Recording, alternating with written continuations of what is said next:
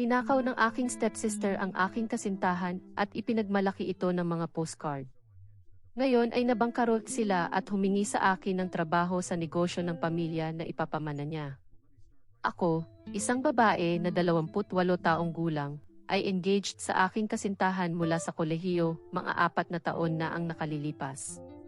Magkasama kami sa buong kolehiyo at pagkatapos ay nag-engage kami sa edad na 23. Isang taon kaming engaged, ngunit isang linggo bago ang aming kasal, siya ay tumakas kasama ang aking kapatid sa ama. Ang aking ex na kasintahan na si Greg, 28 taong gulang na lalaki, at ang aking kapatid sa ama na si Melissa, 28 taong gulang na babae, ay tumakas isang linggo bago kami ikasal at wala silang iniwang kahit ano maliban sa isang liham para sa akin. Sa liham, binanggit ni Greg na nagsimula siyang magkaroon ng relasyon kay Melissa ilang buwan matapos kaming mag-engage. Napagtanto niyang hindi siya maaaring magpakasal sa akin dahil magiging hindi patas ito sa aming dalawa at kay Melissa rin dahil sila talaga ang nagmamahalan. Sinabi niya na naniniwala siyang ginamit lang ako ng universo para dalhin siya sa kanyang tunay na pag-ibig, kaya hindi na siya maaaring makasama ko at lokohin kaming lahat ng masayang hinaharap sa pamamagitan ng pagpakasal sa akin. Iyon lang, tumakas sila at hindi ko na sila nakita hanggang kamakailan. Sinalo ng mga magulang ni Greg ang buong gastos ng kasal at wala akong kailangang bayaran dahil sila ay labis na nahihiya sa ginawa ng kanilang anak. Iyon na ang huling pakikisalamuha ko sa kanyang pamilya dahil wala na kaming kailangang pag-usapan.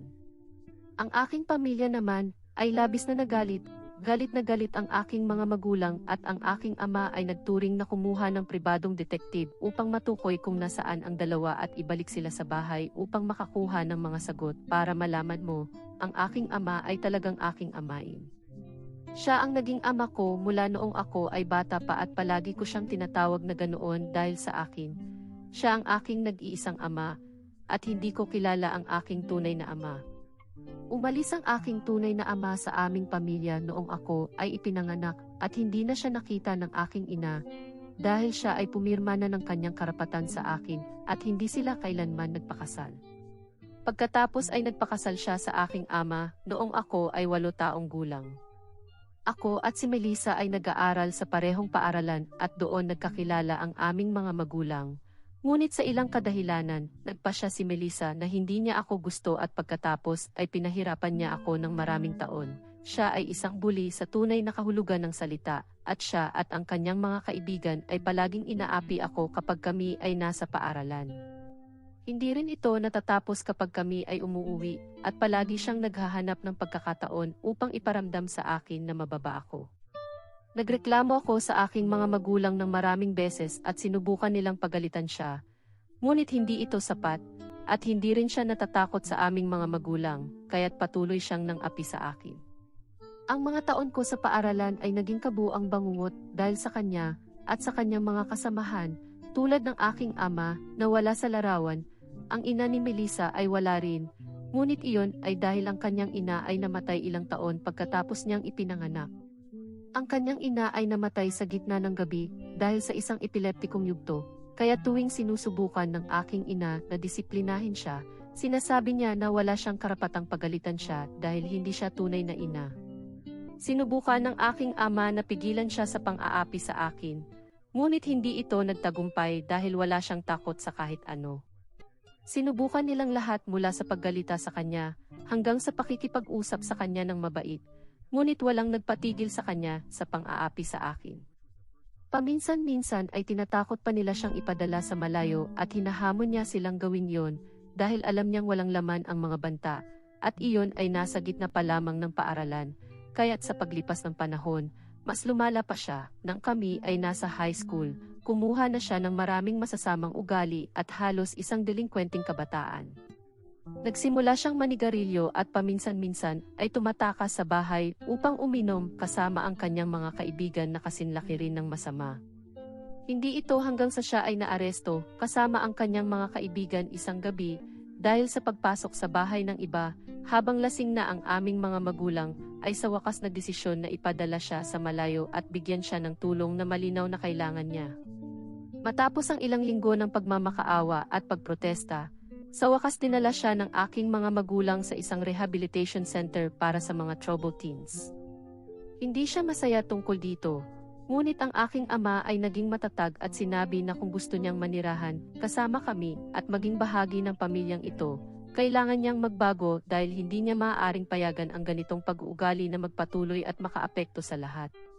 Umalis siya sa aming 2nd taon at hindi bumalik hanggang matapos na kami sa high school, dahil nag-enroll siya sa isang paaralan malapit sa rehab center at nakatira sa kanyang tiyahin. Hindi ko siya nakita sa loob ng ilang taon higit sa lahat, dahil hindi ako interesado sa kung ano ang nangyayari sa aking pinakamalaking bully. Ang aking mga magulang ay bumibisita sa kanya tuwing weekend at tinatanong ako kung gusto kong sumama, ngunit ang sagot ay palaging hindi. Ang kanyang mga kaibigan ay nagsimulang magpanggap na hindi ako umiiral pagkatapos niyang umalis, na nagpabuti sa aking karanasan sa high school, dahil wala nang mang-api sa akin palagi. Nagpatuloy si Melissa sa kanyang pag-aaral sa rehab at nang bumalik siya, ang unang ginawa niya ay humingi ng tawad sa akin para sa lahat ng ginawa niya sa akin.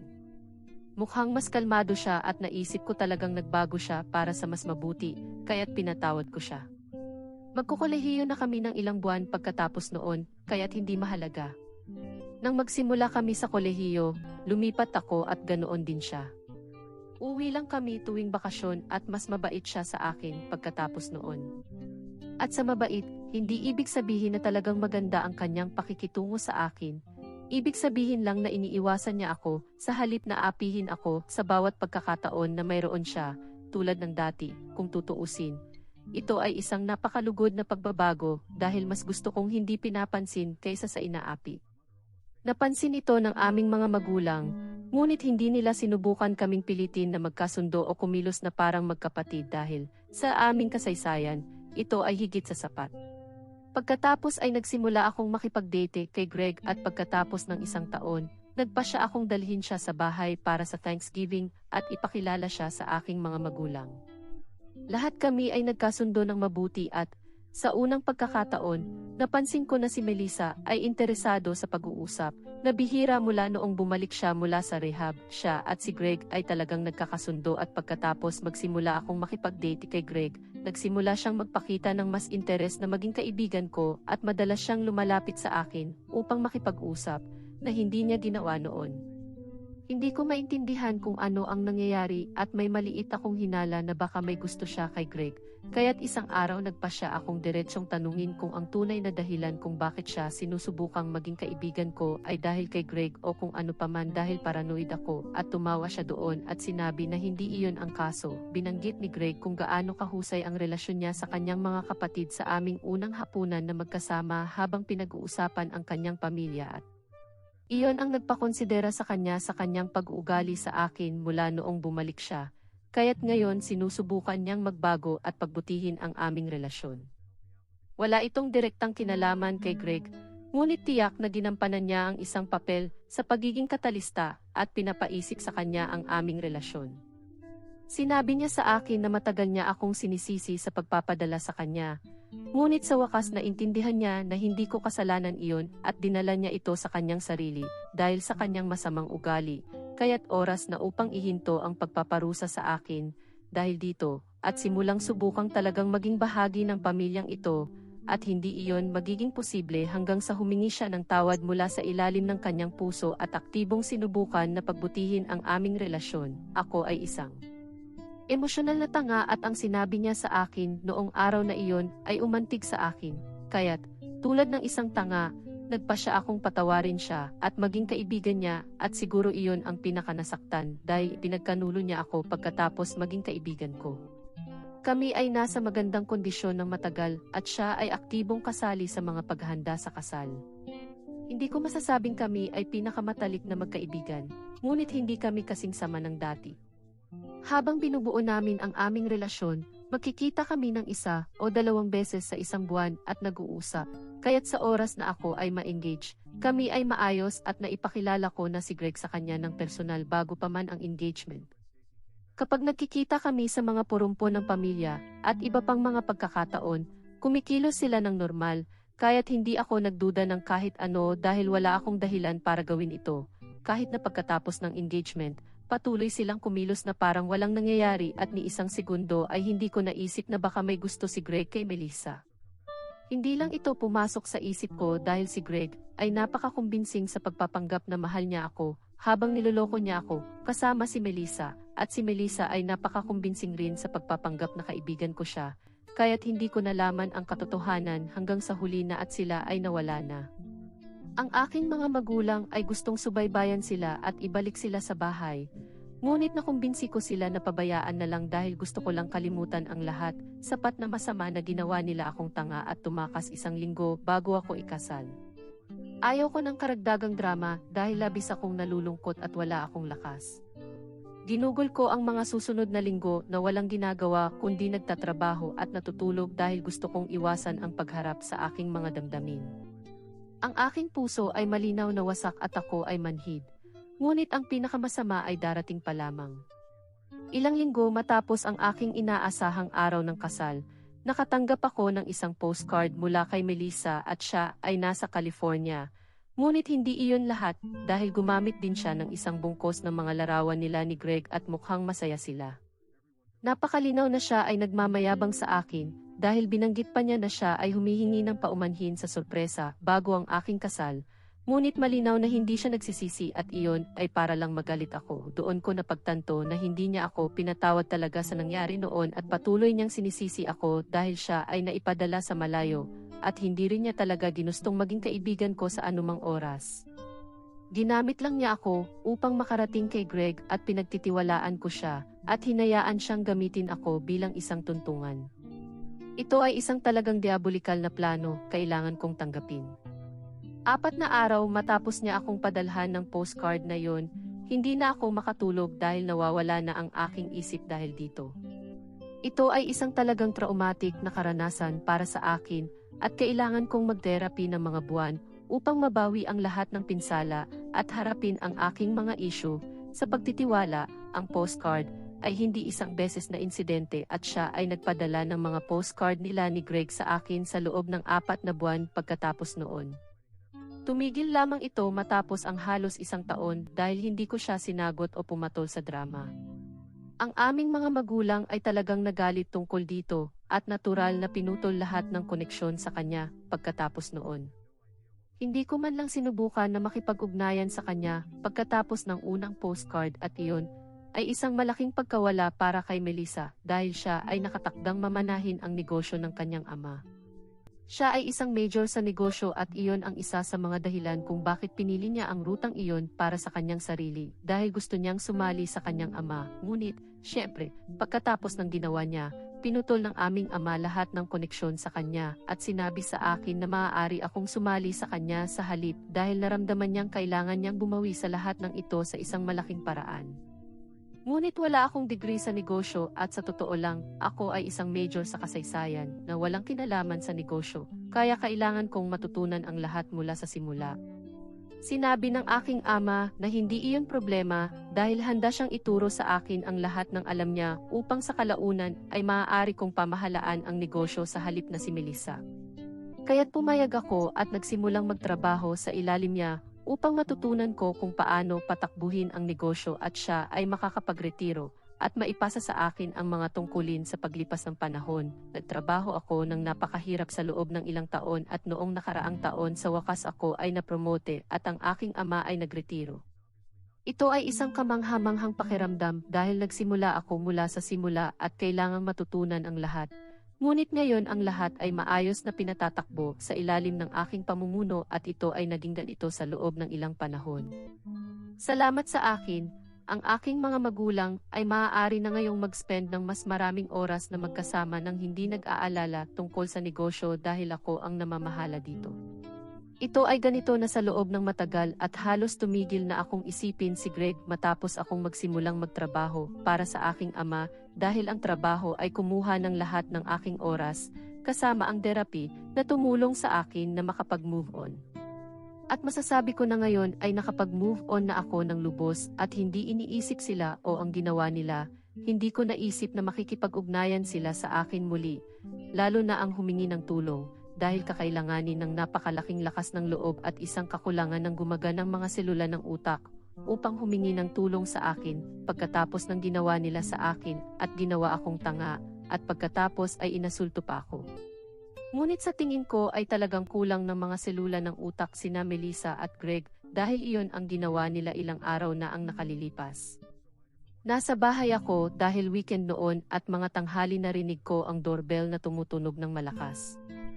Akala ko iyon na ang pizza na in-order ko, kaya hindi ko ito inisip ng sobra. Nang buksan ko ang pinto, nakuha ko ang pinakamalaking sorpresa ng aking buhay nang sa halip na delivery boy, nakita kong si Melissa ay nakatayo sa labas ng aking bahay na mukhang labis na nag-aalala. Hindi ko alam kung ano ang sasabihin, kaya tahimik akong naghihintay na magsalita siya habang tinitingnan ko siya. Napagtanto kong tiyak na nandito siya para humingi ng tulong dahil mukha siyang walang magawa at ang kanyang hitsura ay nagbigay sa kanya ng away. Kahit noong bata pa, si Melissa ay palaging magaling magdamit. Ngunit nang makita ko siya ay nakasuot ng mga lumang damit na kupas na at malinaw na binili ng matagal na panahon na. Ang kanyang mga jeans ay masyadong maikli at siya mismo ay mukhang hindi siya kumakain ng maayos. Nagpasya na ako na kahit anuman ang hingin niya sa akin, ang sagot ay magiging hindi. Kaya't nang sinabi niya na kailangan niya ng tulong ko dahil siya at si Greg ay nahihirapan na ng matagal na panahon, mula nang mawalan ng trabaho si Greg ilang buwan na ang nakalipas, nagsimula siyang uminom sa halip na maghanap ng bagong trabaho, at kahit na siya ay naghahanap ng trabaho para sa sarili niya, hindi siya makakuha dahil tumigil siya sa lahat upang manatili sa bahay at gawin lahat ng gawaing bahay nang unang lumipat siya kasama si Greg. At dahil dito, hindi siya nagtatrabaho kamakailan at ang agwat sa kanyang resume ay nagiging dahilan upang siya ay hindi gaanong malakas na kandidato para sa lahat ng mga trabaho na ina-applyan niya. Sinabi niya na narinig niya mula sa ilang mga kamag-anak na nagretiro na ang aming ama at ipinasa na sa akin ang pamamahala ng negosyo. Kaya't ngayon nandito siya upang tanungin kung handa ba akong kunin si Greg at bigyan siya ng trabaho. Sinabi ni Melissa sa akin na dumating siya dito upang humingi ng tulong at sinabi niya na nagsisisi siya sa lahat ng ginawa niya noong nakaraan, ngunit ngayon umaasa siya na tutulungan ko siya. Sinabi niya na hindi pa siya nakipag-ugnayan sa aming mga magulang at dumiretso siya sa aking bahay upang humingi ng tulong dahil alam niyang mabait ako at labis siyang nagsisisi sa pagtraidor sa akin noon. Ngunit sigurado siyang hindi ko siya tatanggihan ngayon na kailangan niya ng tulong ko. Napaka-ridiculous ng karapatan niyang humingi ng tulong kaya't natatawa ako sa kanya at sinabi kong mag-apply siya sa ibang lugar dahil hindi ako kumukuha ng mga manloloko. Pagkatapos ay isinara ko ang pinto sa kanyang mukha at bumalik sa sala. Naghahanda na tawagan ang pulis kung hindi siya umalis sa aking pag-aari sa lalong madaling panahon. Sa kabutihang palad, umalis siya noong araw na iyon, ngunit hindi pa rin niya ako tinigilan. Pagkatapos ng kanyang pagbisita, ang unang bagay na ginawa ko ay tawagan ang aming mga magulang at sabihin sa kanila tungkol dito. Sinabi nila sa akin na narinig nila mula sa ilang kapitbahay na si Melissa ay bumalik sa bayan na walang kasama si Greg, ngunit hindi nila ito sineryoso. Nakatira kami sa isang medyo maliit na bayan, kaya't lahat ay kilala ang bawat isa. Agad nilang nalaman na si Melissa ay nasa bayan ng halos isang linggo bago niya ako binisita at nakatira siya sa isa sa kanyang mga kasama mula sa high school. Marahil ay ang kaibigan niya sa high school ang nagsabi sa kanya kung saan ako nakatira at pati na rin tungkol sa katotohanan na minana ko ang negosyo na dapat ay sa kanya at ngayon pinagsasamantalahan niya iyon.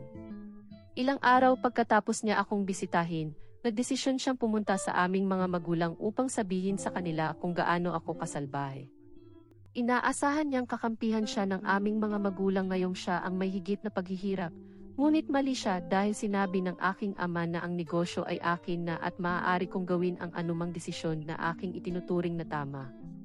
Wala na siyang kinalaman dito dahil hindi niya ako i-micromanage sa aking mga desisyon. Pinaalalahanan siya ng aking ina na siya ang nagtaksil sa akin sa pagtakas kasama ang aking kasintahan pagkatapos magpanggap na kaibigan ko sa loob ng maraming taon at ngayon ay karapat-dapat siya sa nangyayari sa kanya.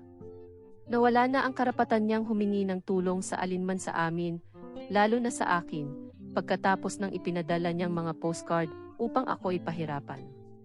Sinubukan niyang ipagtanggol ang kanyang sarili sa pagsasabing lahat ng iyon ay nasa nakaraan at siya ay isang bagong tao na, Ngunit sinabi ng aking mga magulang na kailangan na niyang umalis dahil ayaw na nilang makipag-ugnayan sa kanya. Nagresulta ito sa kanyang pagwawala sa kanilang bahay at pagsasabing palagi nilang ako ang paborito at tinatrato akong parang prinsesa. Sinabi niya sa aking ama na sa kabila ng pagiging tunay niyang anak, hindi siya tinrato ng ganoon at kumilos na parang ako lang ang kanyang anak at wala siyang halaga sa kanya. Nang sinabi ng aking ama na marami siyang pinahintulutan sa kanyang pag-uugali noong nakaraan na wala ng ibang magulang ang gagawin, sinabi niyang hindi pa rin iyon mahalaga. Nasa akin na ang lahat ng dapat ay kanya, kabilang na ang negosyo na ipinagmamalaki ko. Sinabi niya na hindi rin naman kasalanan niya na si Greg ay nahulog ang loob sa kanya at gusto itong makasama habang buhay sa halip na ako. Ngunit sa ilang kadahilanan siya ang pinarurusahan dahil dito, at iginiit na ang mga postcard na ipinadala niya ay sinadya bilang tunay na paghingi ng tawad at hindi niya sinusubukang pahirapan ako. Sa totoo lang, hindi ko mapigilang mag-isip tungkol dito mula nang sinabi sa akin ng aking ama ang kanyang sinabi. Sa isang paraan, totoo na dapat niyang mamanahin ang negosyo na ito at nasa posisyon ko siya ngayon. Ngunit talagang nawala ito sa kanya dahil sa kanyang sariling mga aksyon. Wala akong kinalaman dito. Hindi ko sinabi sa aking ama na putulin siya sa kanyang buhay at ibigay sa akin ang negosyo. Ginawa niya ito ng kanyang sariling kalooban at tila hindi patas na ako ang sinisisi niya dahil dito rin, ang sinabi niya tungkol sa pagiging prinsesa ko ay hindi totoo sa kahit anong paraan. Ngunit naiintindihan ko kung bakit niya mararamdaman iyon dahil sa kanyang isipan siya ang ipinatapon dahil ako ay nagreklamo tungkol sa kanya at sa kanyang patuloy na pang-aapi. Ang desisyon ng isang magulang na ipatapon ang kanilang anak ay isang napakalaking bagay at alam kong mahirap ito para sa aking ama. Ngunit muli, hindi ito kasalanan niya o ko. Kung hindi niya ginawa ang mga kinakailangang hakbang upang pigilan ito, maaaring naging kriminal si Melissa o kung ano paman dahil iyon ang direksyon na tinatahak niya. Bukod pa rito, talagang hindi ko iniisip na sinusubukan niyang mag-sorry sa mga postcard at marahil ay sinusubukan lang niyang itago ito sa pagsasabing ito ay isang tunay na paghingi ng tawad. Pakiramdam ko ay masama lang para sa kanya dahil ang kanyang asawa ay walang silbi at ngayon kailangan niyang iligtas siya mula sa sitwasyon na iyon. Talagang pumunta siya sa akin upang humingi ng tulong at hindi ko maimagine kung gaano kahirap yon para sa kanya, kaya't medyo nagsisisi ako sa paraan ng pakikitungo ko sa kanya. Mayroon akong lahat ngayon at wala siyang kahit ano, kaya't hindi ko maiwasang maawa sa kanya. Ganito talaga ako bilang tao, bukod dito, matagal na ang nakalipas at ayaw ko nang magtanim ng galit, ngunit ayaw ko rin siyang tulungan sa kahit anong paraan. Ang pinakamaganda kong magagawa ay magbigay ng simpatiya, ngunit talagang ayaw kong kunin sila o tulungan sila sa pera. Sa tingin ko ay sapat na nararamdaman ko pa rin ang masama para sa kanya pagkatapos ng lahat ng kanyang ginawa sa akin. Ang karamihan ng mga tao ay malamang na hindi magpapakita ng kahit anong pakialam. Ang tanging dahilan kung bakit naawa ako sa kanya ngayon ay dahil ang negosyong ito ay talagang dapat sa kanya at ngayon na ako ay nasa posisyon ng kapangyarihan, sa wakas ay nagbabayad ako sa kanya at nararamdaman kong hindi tama ito. Maaaring dahil sa sinabi niya tungkol sa pagiging prinsesa ko o maaaring simpleng impostor syndrome, ngunit pakiramdam ko ay kakaiba tungkol dito. Kaya, ako ba ang masama sa pagtangging kunin ang aking ex na kasintahan na tumakas kasama ang aking kapatid sa ama ngayong sila ay nagkakaproblema sa pera at nangangailangan ng tulong? Update 1, wala akong ideya kung ano ang gagawin at ang mga komento dito ay lalo lamang akong nalito dahil ang ilan sa inyo ay nagsabi na tama ang ginawa ko sa pagtanggi sa kanila at ang kalahati ay nagsabi na palagi akong naging prinsesa at iyon ang dahilan kung bakit nagsimulang magpakasama si Melissa. Bagaman hindi ito kasing tulong ng inaakala ko, nagpasya akong kausapin ang aking mga magulang dahil sa tuwing nakaharap ako sa mga problema sa buhay ko, palagi kong nilalapitan ang aking mga magulang para sa payo. Ginawa ko rin ito sa pagkakataong ito, sinabi nila sa akin na wala akong dahilan para maawa kay Melissa dahil lahat ay ginawa na ang lahat ng posibleng paraan para subukan siyang gawing mas mabuting tao. Ngunit kung hindi siya handang magbago sa kahit anong punto ng kanyang buhay, wala na tayong magagawa para sa kanya. Sinabi sa akin ng aking ama na may buong intensyon siyang hayaan si Melissa na mamahala ng negosyo kung siya ay nagpakabait at naging mabuting anak. Ngunit nabigo siya sa lahat at ginawang katawa-tawa ang aming pamilya. Pagkatapos noon, Magiging tanga siya kung aasahan niyang hayaan siyang mamahala o kahit maging bahagi ng pamilya. Iyon ay nagpapakiramdam sa akin ng mas mabuti dahil ang pakikipag-usap sa aking mga magulang ay palaging nagpapagaan ng loob ko. Kaya't susubukan kong hindi hayaang magpakita ng guilty ang pakiramdam ko tungkol sa mga bagay na hindi ko ginawa. Update 2. Mga 1 linggo na ang nakalipas mula nang dumating si Melissa sa pintuan ko, at mula noong pagbisita niya sa aming mga magulang, wala kaming narinig mula sa kanya. Halos akala ko ay bumalik na siya sa California, kasama si Greg hanggang ngayon, nang dumating siya sa aking lugar ng trabaho upang mag-iskandalo. Ito ay kahila-hilakbot dahil pumasok lang siya sa lugar, dahil alam niya ang paligid mula pagkabata at madaling nakapasok ng hindi napansin ng seguridad. Pagkatapos, pumunta siya sa harap ng aking opisina at nagsimulang sumigaw kung paano ko ninakaw ang negosyong ito mula sa kanya sa pamamagitan ng pagpapanggap na mabait na bata sa aming mga magulang at pagyuko sa kanila upang aprubahan ako. Ayon sa kanya, ako ay responsable sa pagpapasama sa kanya sa pamamagitan ng maling pag-akusa na inaapi niya ako noong kabataan namin at kahit kinausap pa ang aking ama upang ipadala siya sa rehab upang patatagin ang aking posisyon bilang prinsesa ng pamilya. Patuloy niyang sinasabi na ang negosyong ito ay talagang para sa kanya. Ngunit ngayon ako ay tumatanggi na hayaan siyang maging bahagi nito dahil nagsiselos ako na pinili siya ni Greg sa halip na ako. Hindi tulad ng aming mga magulang na palaging pinapaboran ako. At dahil hindi ako sanay na hindi napapansin, nawalan ako ng isip at ginawang laban sa kanya ang aming mga magulang. Nang marinig ko ang pagsigaw, nagdesisyon akong lumabas at tingnan ito ng sarili ko matapos tumawag sa seguridad. Sinubukan kong sabihin sa kanya na manahimik, ngunit nagpatuloy siya ng ilang minuto hanggang sa tuluyan siyang pinalabas ng gusali. Nagdesisyon akong tawagan ang aking ama bago tumawag sa pulis upang makuha ang kanyang opinyon at siya ay galit na galit, kaya't sinabi niya sa akin na tawagan ang pulis kaagad. Sa kabutihang palad, nang dumating ang mga pulis, siya ay nandyan pa rin, marahil ay naghihintay sa labas ng gusali para sundan ako o marahil ay gawin ang mas masama pa, saktan ako pisikal. Dinala siya ng mga pulis at inakusahan siya ng trespassing at disturbing the peace, ngunit ang mga ito ay menor na mga kaso at marahil ay makakaligtas siya ng may multa o community service sa pinakamasamang kaso. Ngunit tiyak na ito ay magiging sa kanyang record at hindi iyon mabuti. Sinabi ko sa aking ama na siya ay naakusahan at inaresto at inaasahan ko na siya ay medyo malungkot tungkol dito. Ngunit siya ay tila pagod na lang at sinabi niya sa akin na pagod na siya sa ganito at gusto niyang magpahinga mula sa pakikitungo sa kanyang kalokohan.